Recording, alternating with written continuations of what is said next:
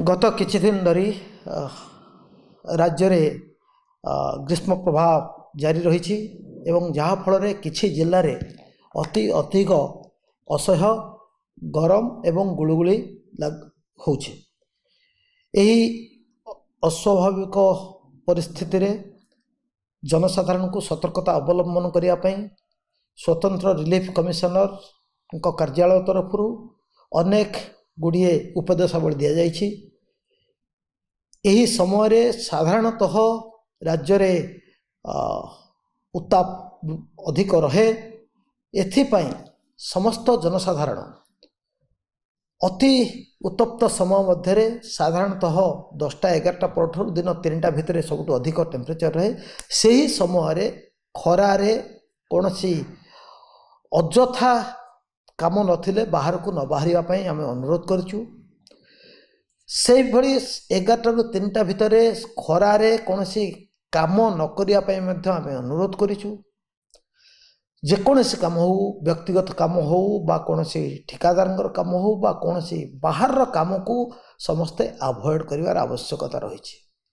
जदि कौनसी बाहर को बाहरिबा को आमे अवॉइड करि परिबा नहीं ताहले छता जोता ये दीटी आम पाखे रहा दरकार। जोता पिंधा दरकार, चप्पल हो जोता हो एवं छता व्यवहार करा दरकार। ता सहित सांगरे पानी बोतलटे धरिकी बुलिबा आवश्यक अच्छे। एवं आमे जेमती पुराना कालिया गाँव रे गाँ गहली जमती गोटे तौलिया ओदा करके मुंडे पकाए, गोटे गामछा बा तौलिया को ओदा कर चिपुड़ी मुंडे पकईकी बाहर को बाहर से आम स्वास्थ्य पे भल हम। राज्य सरकार तरफ आमे समस्त प्रकार चेष्टा करुचु। अवेयरनेस जन सचेतन कार्यक्रम करा जाउछि। आज जिलापाल मान सहित अनेक जिलापाल मान सहित मु एबे बैठक करी, वीडियो कॉन्फ्रेंसिंग करी। समस्त आउ थरे कहा जाइछि जे पब्लिक अवेयरनेस माइकिंग को बढ़ेबे। पब्लिक अवेयरनेस हेले लोक माने अजथा बाहर को बाहरिबे ने, बाहर को बाहरिले सतर्कतामूलक पदक्षेप सहित बाहरिबा। समस्त राज्यर समस्त डाक्तरखाना गुडी को मध्य प्रिपेयर्ड करी रखा है। सेठी हीट कंडीशन, स्ट्रेस कंडीशन जदि कहीं आसंती बा सस्पेक्टेड केस आसंती ताको केमती ट्रीटमेंट करा जिवो ता संपर्क रे समस्त सविशेष निर्देश आगुरु स्वास्थ्य विभाग देछि। गत किछि दिन भितर डाक्तर मान सहित आलोचना करा जाइछि एवं डाक्तरखाना गुडी को संपूर्ण भाव प्रस्तुत करके रखा जाइछि। जदि कौनसी क्षेत्र में कौनसी अघटन घटे बा कहीं फील करती जे माने असुस्थता अनुभव करती ताहले आमे अनुरोध करू समस्त निकटस्थ डाक्तरखाना को जेते जल्दी हम आमे पहुँचवा एवं डाक्तरखाना पहुँचला परे डाक्तरी सुविधा जहाँ दरकार व्यवस्था डाक्तरखाना मिले। यही जो ग्रीष्म प्रभाव टिके उत्ताप अधिक रोचे यहाँ आउ किछि दिन रहिबो बोली पाणीपाग विभाग पक्षर कहुई। तेणु आगामी केते दिन आम समस्त जदि सतर्कतामूलक व्यवस्था अवलंबन करवा ताहले आमे आशा करुचु जे कहार किछि असुविधा हम नहीं। आपण मानकु समस्त को मोर निवेदन यही 4-5 दिन 7 दिन जी पर्यंत ये उत्ताप अधिक रमें समस्ते टिके सतर्कता अवलंबन करवा। अजथारे खरारे बेसी समय बुलाबुली करवा नहीं।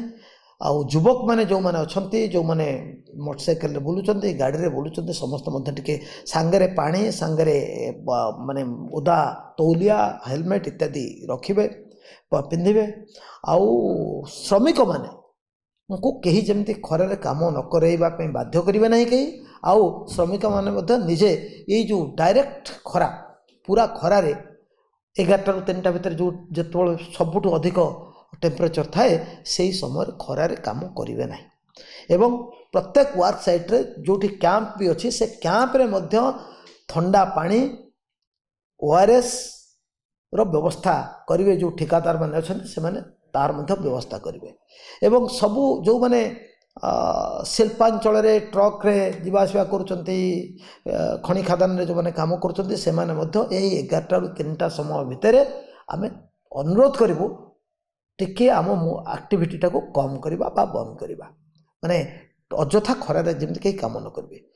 बस रे जो मैंने यात्रा करुँच सबू यात्री मानक मोर अनुरोध रही समस्ते सांगरे पानी बोतल धरवे, तौलिया धरिथिबे एवं बस चालक माने बा बस मालिक माने तांको गाड़ी रे पर्याप्त परिमाण पानीय जल आइस क्यूब बा ठंडा पानीय जल रखिबे एवं ओआरएस पैकेट रखिबे ओआरएस पानी करिकी जो मन को शोष लगे वा जहाँ आवश्यक पड़ो ओआरएस पानी पीवाई समस्त को देवे। अनुरोध समस्त ओडिशार समस्त जनसाधारण भाई भौणी मान अनुरोध आमे समस्ते सतर्कता अवलंबन करवा एवं यही परिस्थिति जो आउ 3-4 दिन जी दिन पर्यंत पाणीपाग विभाग आमको सतर्क करेब से दिन पर्यंत आमे समस्ते सतर्कता अवलंबन करवा।